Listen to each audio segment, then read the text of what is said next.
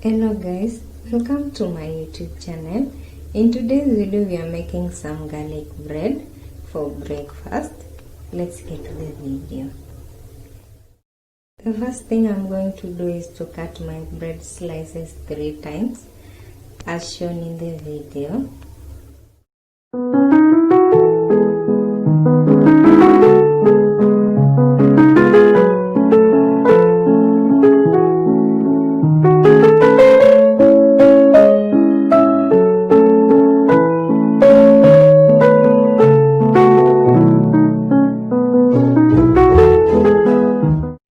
I'm now going to add 3 tablespoons butter to a bowl, and then I'll add some chopped coriander. I'll also add some vanilla essence and 2 tablespoons garlic. Don't forget to add garlic because we are making garlic bread.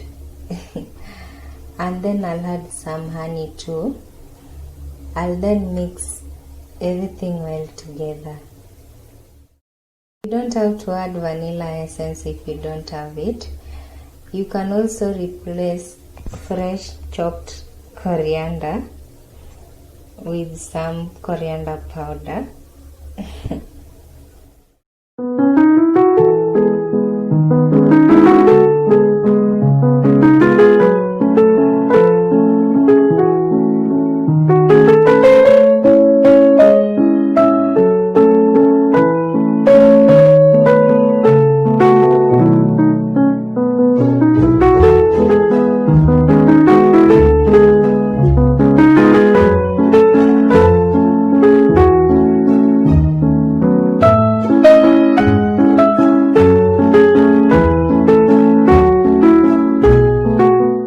After our butter mixture is ready, I'm now going to apply it to each piece of bread as shown in the video.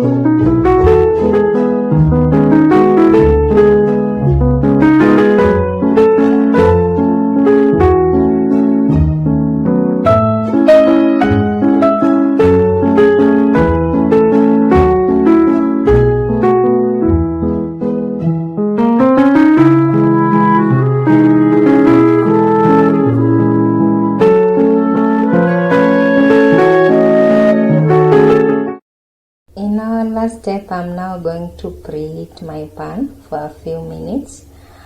I'll use medium low flame and then I'll apply some butter to our pan, and then I'll add our bread pieces and bake them for a while.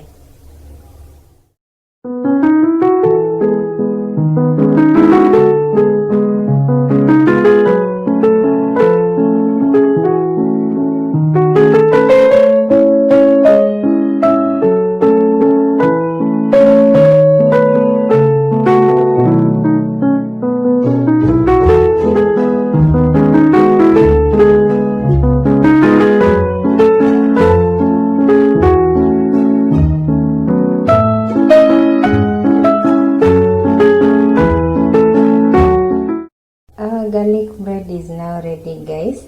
Make sure you subscribe to my channel for more videos, and let me know what you think about this video in the comment section below. See you in my next video. Bye.